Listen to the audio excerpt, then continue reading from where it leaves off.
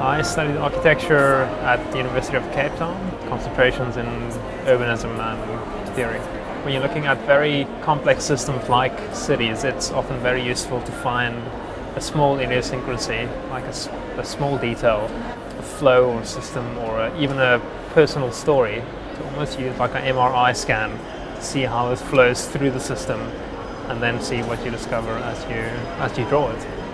Phantom Surge was the project before last that I did at the Cooper Union, and the brief was to select a natural site in the United States. So it's a very large area with a particular natural phenomena.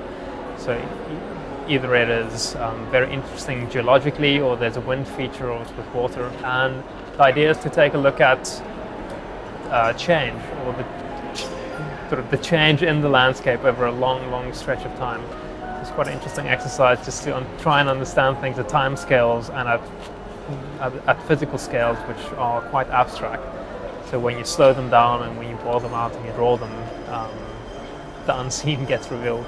I'm going to show you two projects, both set in Cape Town and both using drawing as a means to reveal the invisible.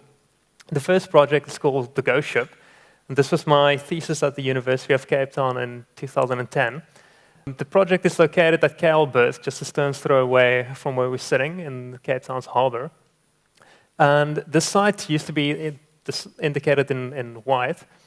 This site used to be an anonymous point in open water. It was reclaimed during the 1930s.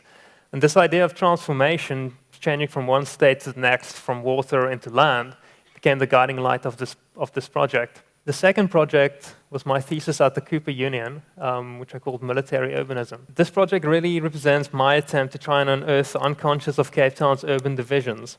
The scars of apartheid-era social engineering are poignant reminders of Cape Town's troubled past. And with the enactment of the Group Areas Act in the 1950s, the city was carved into racially segregated sectors and cut in the image of a nationalist government.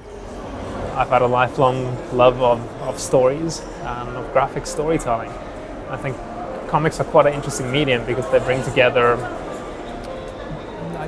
actually depending on who writes it, they bring together a massive amount of information graphically so instead of being bound by a 2-hour time frame or being bound by the limits of other mediums, you could do things that are very particular to comics, and you can program each drawing with a lot of information. I think all of my work, well, like any designer or creative person's work, is autobiographical. So I try to acknowledge that as best as I can and be honest. Whether it's drawing or writing or making music, for me personally, always it is about finding ways of revealing the invisible, really.